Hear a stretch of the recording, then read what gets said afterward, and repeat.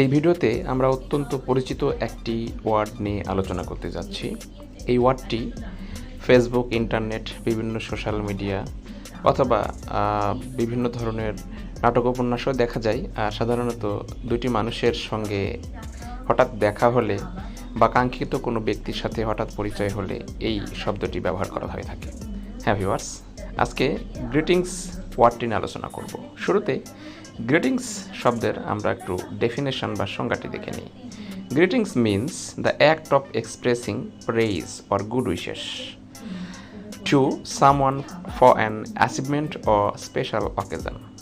অর্থাৎ গ্রিটিংসটা হচ্ছে কোনো প্রশংসা সূচক বা ভালো বা শুভকামনা সূচক কাউকে কোনো কিছু বলা, তার সেই ব্যক্তির কোনো অর্জন অথবা কোনো বিশেষ অকেজন বা বিশেষ কোনো মুহূর্তে আর কি। তো গ্রিটিংস শব্দটি দিয়ে আমরা একটা সেন্টেন্স তৈরি করেছি, সেটা একটু দেখে নেওয়া যাক। She received greetings from all her friends after the weddings.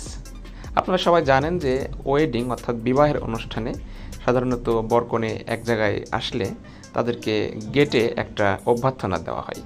তো এই অভ্যর্থনাটাকে বলা হয় গ্রিটিংস। তো এখানে বলা হচ্ছে যে সে তার সকল বন্ধুদের কাছ থেকে তার বিবাহের অনুষ্ঠানে অভ্যর্থনা গ্রহণ করেছিল। এটাই সাধারণত হয়ে থাকে বাংলা বা যে কোনো ধরনের বিবাহ অনুষ্ঠানে বরবউকে বা বরকনেকে গ্রিটিংস করা হয় পরিবারের পক্ষ থেকে, ফ্রেন্ডসদের পক্ষ থেকে, রিলেটিভসদের পক্ষ থেকে বা বিভিন্ন পক্ষ থেকে। তো গ্রিটিংস শব্দটি ব্যবহার করতে না চাইলে আপনারা গ্রিটিংসের পরিবর্তে যে সিনোনিমসগুলো ব্যবহার করতে পারেন সেগুলো হচ্ছে felicitation, compliments, praise, congratulation, best wishes, chords, salutation, tribute. আপনারা যদি গ্রিটিংস শব্দটি ব্যবহার করতে না চান, এর বিকল্প হিসেবে আপনারা এই নিচের যে কোনো একটি সিনোনিম হিসেবে ব্যবহার করতে পারবেন বা অল্টারনেটিভস হিসেবে আপনারা এই